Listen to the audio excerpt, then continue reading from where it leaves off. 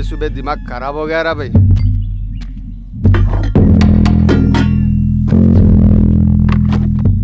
ఒకటి తమ్ముడు ఏందన్నా పొద్దున్నే డ్యూటీ ఎక్కినావు? క్రికెట్ సీజన్ కదా తమ్ముడు, ఉదయం 6 గంటలైతే ఫోన్లు మాకీ కనెక్షన్ సరిగా లేదు మాకీ కనెక్షన్ సరిగా లేదు సావా కొడుతున్నారు అనుకో.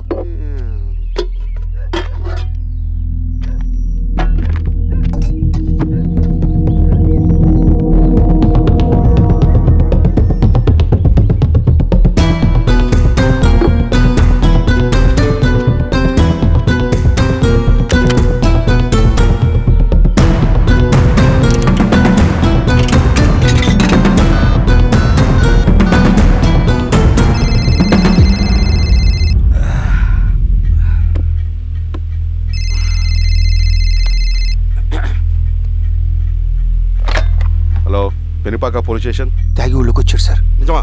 అవును సార్, నా పక్కనే ఉన్నాడు సార్. సరే సరే అరే మాణిక్యం తమ్ముడు. బాబాయ్ బాగున్నావా? బాగున్నా. పెద్దోడు బాగున్నాడా? బాగున్నాడు. అవును బాబాయ్, మన ఊర్లో రైతు కూలీ సమస్య తీరిందా? లేదయ్యా. ఈ సమస్యను మనం త్వరగా తేల్చాలి బాబాయ్. ఏదో ఒకటి త్వరగా తేల్చండి అయ్యా. వస్తాను బాబాయ్, జాగ్రత్త. బాబు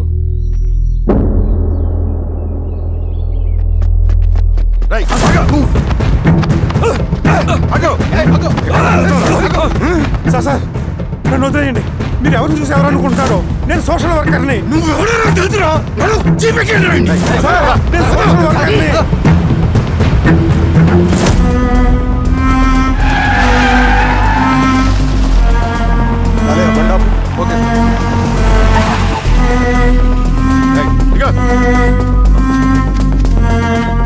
ఏంటి సార్ అడవిలో ఆపారు? ఏం వీరస్వామి సార్, పోలీస్ స్టేషన్ లోనే ఎంక్వైరీ చేయాలని మన రూల్ ఉందా? అర్థమైంది సార్. రేయ్ తాడుపట్రా. సరే సార్.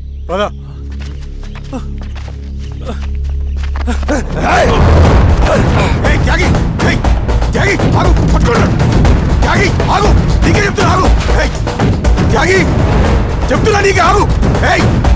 ఆగు.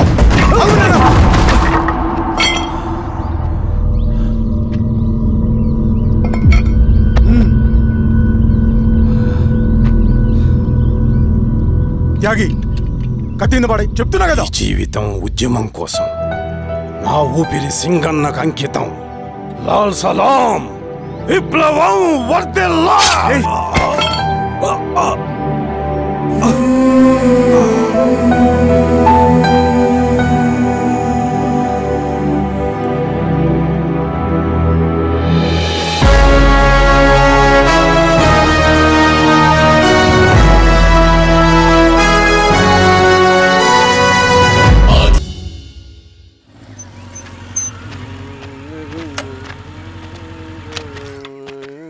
షబీర్ భాయ్. ఏందిరా భాయ్? మా కోనేటి వీధిలో కేబుల్ కనెక్షన్ రావట్లేదు భాయ్. పొద్దునేందిరా భాయ్? లేదన్నా, మేము కొంచెం క్రికెట్ బెట్టింగ్ పెట్టుకున్నాం, కొంచెం వీలైతే చూడన్నా. నేను రాను పోరా భాయ్. అన్నా ఏందిరా?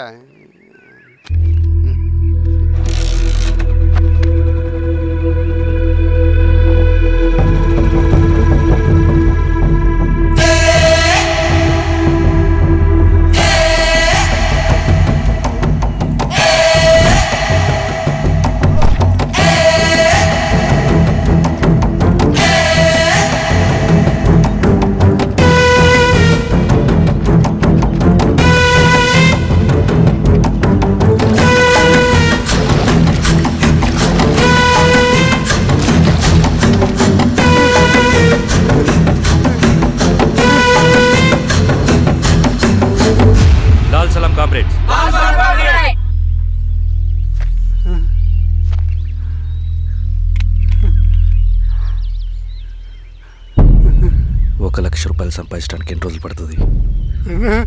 అడిగిన దానికి సూటిగా సమాధానం చెప్పు.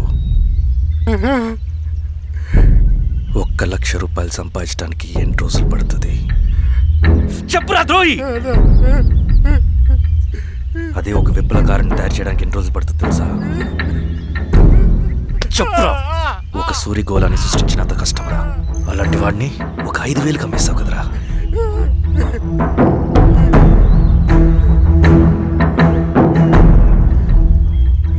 వీడు చేసిన తప్పుకి ఏంటి దండన?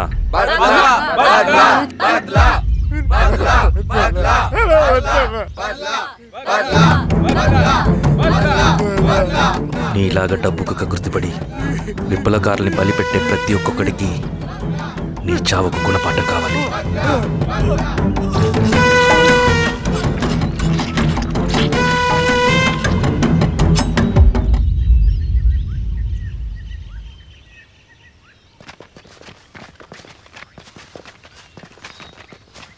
త్యాగి స్థానంలో మరొక వ్యక్తిని రిక్రూట్ చేయమని సెంట్రల్ కమిటీ నుంచి మెసేజ్ వచ్చింది.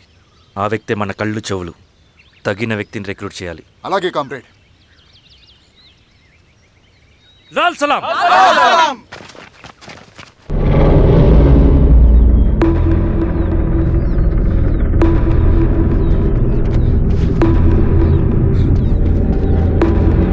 సార్ సార్ సార్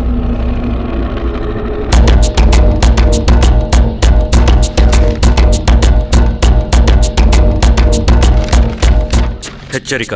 డబ్బులకు అమ్ముడిపోయే ఊరుకుక్కలతో విప్లవోద్యమాన్ని ఆపలేరు. ఆపాలని ప్రయత్నించే ప్రతి ఒక్కరికి ప్రజాకోర్టులో ఇదే గతి పడుతుంది. ఇట్లు సింగన్న దళం.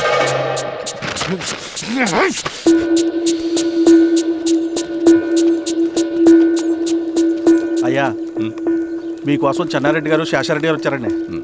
కూర్చోమని చెప్పు. సరే అండి.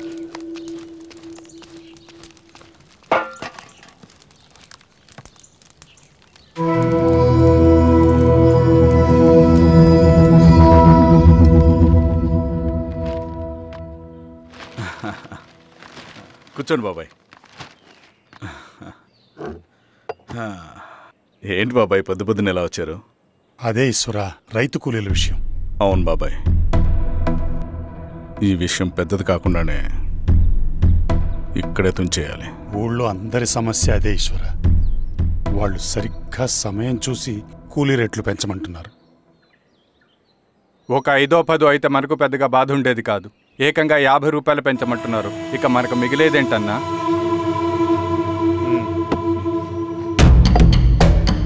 చెరువులోకి నీళ్ళు వచ్చేసరికి జలగలకి బలం పెరుగుతుందంట.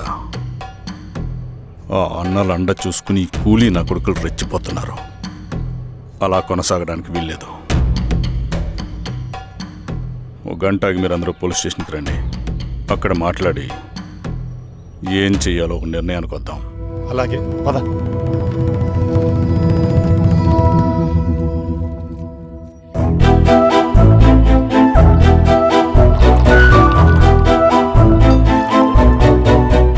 బాబు సార్, స్టేషన్కి ఓ 10 టీలు త్వరగా పంపించు.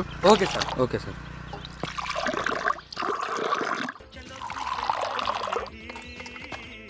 రెడ్డి గారు, బయట ఊరు నుంచి కూలి వాళ్ళని తీసుకొస్తే ఇక్కడ ఊరోళ్ళు ఊరుకుంటారా? గొడవలకు వస్తారండి. నాకు లా అండ్ ఆర్డర్ ఇష్యూ అవుతుంది. వాళ్ళు గొడవకు దిగితే మేమన్నా వాచమలమా? ఏం చేయాలో మాకు తెలుసు. చుండూరు, కారంచెడు, పదిరికుప్పం, నీరుకొండల్లో ఏం జరిగిందో ఈ ఊర్లో కూడా అదే జరుగుతుంది. మీరు ఇలా ఆవేశపడితే ఎలా రెడ్డి గారు? మీరైనా చెప్పండి ఈశ్వర్ రెడ్డి గారు. ఏం చెప్పమంటావు గిరిధర్? వాళ్ళు ప్రతి సంవత్సరం ఇలా పెంచుకుంటూ పోతూ ఉన్నారు. ఈ సంవత్సరం 50, వచ్చే సంవత్సరం ఎంతని ఎవరికని వాళ్ళు అడిగిందంతా ఇచ్చుకుంటూ పోతూ ఉండాలా మేము? వచ్చే సంవత్సరం పెంచర్లేండి సార్. సరే, అలాగని వాళ్ళని రాసిమ్మని చెప్పండి, అప్పుడు చూద్దాం. వీరస్వామి, ఆ నరసింహ గారిని పిలువు. సార్, నరసింహ గారు సార్ పిలుస్తున్నారు. నమస్తే సార్. నమస్తే, కూర్చోండి. Sir tea. నమస్కారం. నమస్తే సార్. టీ అందరికీ చూడండి నరసింహులు గారు, మీరు అడిగింది ఇవ్వటానికి వాళ్ళు సిద్ధంగా ఉన్నారు. కానీ వచ్చే సంవత్సరం మీరు కూలీల రేటు పెంచబోమని హామీ ఇవ్వాలి. వచ్చే సంవత్సరం మిగిలిన వస్తువుల ధరలు పెరగవని మీరు హామీ ఇవ్వండి, అలాగే మేము ఇస్తాం. మేము అడిగింది మీ చేతిలో ఉంది, మీరు అడిగింది మాత్రం మా చేతిలో లేదు. వాళ్ళ చేతిలో ఉంది సార్, అంతా అన్నల చేతిలో ఉంది. సార్, వాళ్ళెవరో మాకు తెలియదు. మేమెవరి చేతుల్లో కీలువమనం కాదు. ఇది మా రైతు కూలీలందరం కలిసి సమిష్టిగా తీసుకున్న నిర్ణయం. చిన్న చిన్న అవసరాలకు అప్పులు తీసుకున్న పాపానికి మా భూముల్ని బలవంతంగా గుంజుకుని మా పొలాల్లో మమ్మల్నే కూలీలుగా మార్చారు వీళ్ళు. భూమి మాది, పని చేసేది మేము, పండించేది కూడా మేమే.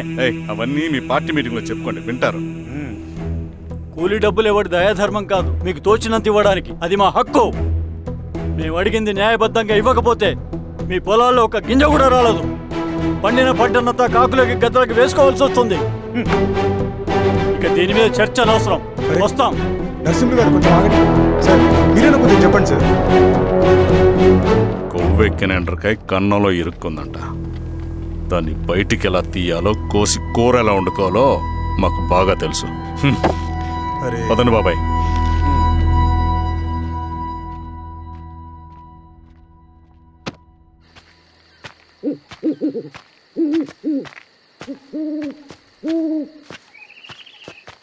లాల్ సలాం కామ్రేడ్.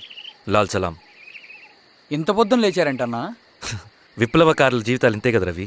15 ఏళ్ళుగా ఇదే జీవితమే కదా బతుకుతున్నాను. ఎటువైపు నుంచి ఎవడొచ్చి అటాక్ చేస్తాడో తెలీదు. పరిగెడుతూనే ఉండాలి. ఈ అడవిలో కడుపు నిండా తిండి, కంటి నిండా నిద్ర కూడా ఉండదు. ఒక్కొక్కసారి తాగడానికి చుక్క నీరు కూడా దొరకదు. 2 పుస్తకాలు, ఒక కిట్ బ్యాగ్, అందులో 2 జతలు, ఒకటి ఒంటి మీద, ఇంకోటి దండం మీద. ఇవే మనకున్న ఆస్తి. ఒక్కొక్కసారి ఇవి కూడా ఉండవు. బార్డర్లో సైనికుడు లాంటి వాడే, అడవిలో విప్లవకారుడు కూడా. ఇదంతా జనం కోసం, వాళ్ళ బతుకుల్లో వెలుగు కోసం. సరే, ఏం సమాచారం? కూలీ రేట్లు పెంచే విషయంలో భూస్వాములు చాలా పట్టుదలగా ఉన్నారన్న. కానీ మన నరసింహ నన్ను ఒప్పుకోలేదు. మీటింగ్ అయ్యాక వెళ్తూ కోపంగా ఏదో మాట్లాడారన్నా. నాకెందుకు అనుమానంగా ఉంది. కీడు తలపడితే ఎక్కువ నష్టం వాళ్ళకే రవి. కానీ మధ్యలో రైతు కూలీల పరిస్థితి ఏమైపోతుందని ఆందోళనగా ఉందన్నా. చదరంగంలో నిలబడ్డాక చావుకి వెరవకూడదు రవి. ఇన్నాళ్ళు వాళ్ళు ఇచ్చిన పావలాకి 10 పైసలకి కూలి చేశారు.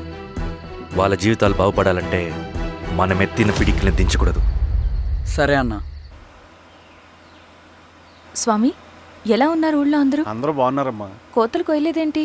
ఊళ్ళో కూలి రేట్ల కోసం గొడవ నడుస్తూనే ఉందమ్మా.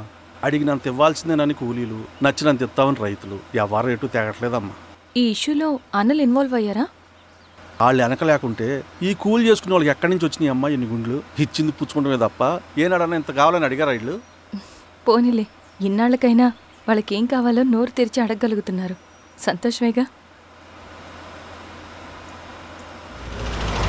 తీసుకుని మీదటైనా జాగ్రత్తగా ఉంటుంది.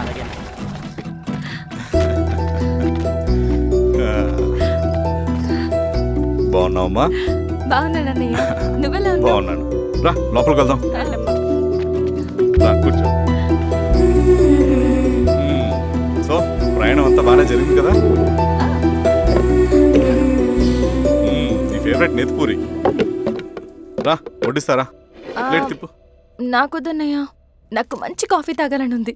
అమ్మో, నీకు నచ్చినట్టు కాఫీ చేయాలంటే ఆ దేవుడి దిగి రావాలి తల్లి. ఏంటో అన్నయ్య, మంచి కాఫీ తాగకపోతే ఇక ఆ రోజంతా అదోలా ఉంటుంది నాకు. రేయ్ సామే, అర్థమైంది. శిరీష్ అమ్మకి మంచి కాఫీ కావాలి, అంతేగా నేను వెళ్ళి పట్టుకొచ్చేస్తా. ఎక్కడికి స్వామి? మన ఊళ్ళో మెగాస్టార్ హోటల్ ఉందమ్మా, అందులో కాఫీ చాలా బాగుంటుంది. నేను వెళ్ళి పట్టుకొచ్చేస్తా. స్వామి, కాఫీ అంటే అక్కడికి వెళ్ళి వేడి వేడిగా తాగాలి. నేను వస్తాను పద. అవునమ్మా, అక్కడ నేను కూడా తాగాను, చాలా బాగుంటుంది. వెళ్ళు. థ్యాంక్ యూ అన్నయ్య.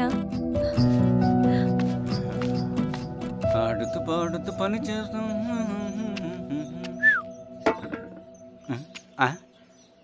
ఏంది మీ పిల్లగాడికా? అవును. ఒకసారి పెట్టుకొని చూస్తా. పెట్టుకో.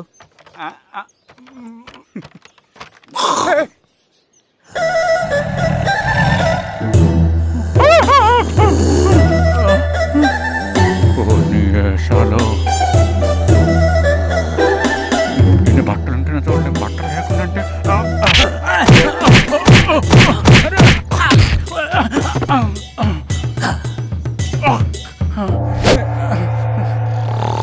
చంపేస్తాను, నీకు దండ పెడతా.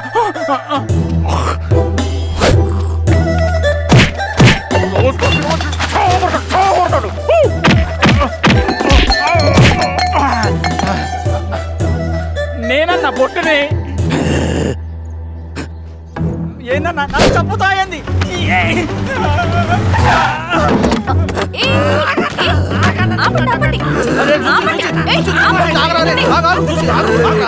మాట్లాడి దొంగ సినిమా చూసాడమ్మా. పొద్దున్న నేను పొలాన్ని కొంచెం చంపేస్తాడమ్మా. మేడం మంచి కాఫీ పెట్టు. మేడమా? అయితే మేడంకి స్పెషల్ కాఫీయా? ఓకే అమ్మా. ఆడికి చిరంజీవి పిచ్చి. పిచ్చా? కాదమ్మా, ఫ్యాను. రండమ్మా కాఫీ తాదు కానీ. కూర్చోండి అమ్మా. ఏంటి స్వామి ఇతను? చాలా మంచోడమ్మా. మెగాస్టార్ సినిమాలు చూసిన వాళ్ళు అయిపోతాడు. స్వామి అమ్మా, ఈ కాఫీ నేను ఎక్కడో తాగాను. మేడంకి స్పెషల్ కాఫీయా? పద. మేడం, మందులు రాసుకో కాఫీ. చూచి థ్యాంక్ యూ. పద, కూర్చో బా.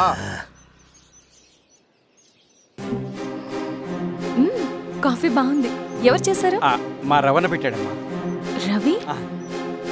ఎవరు రమ్మను? రవణ మేడం పిలుస్తున్నారు.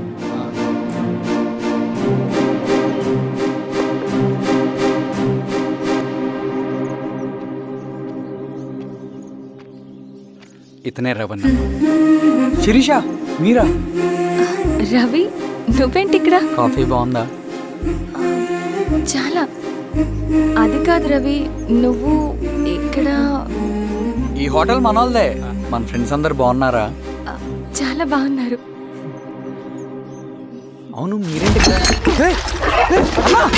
ఏమైంది అన్నా అన్నా ఏమైందన్నా? అన్నా లే అన్నా. స్వామి త్వరగా కార్తీ. జాగ్రత్త.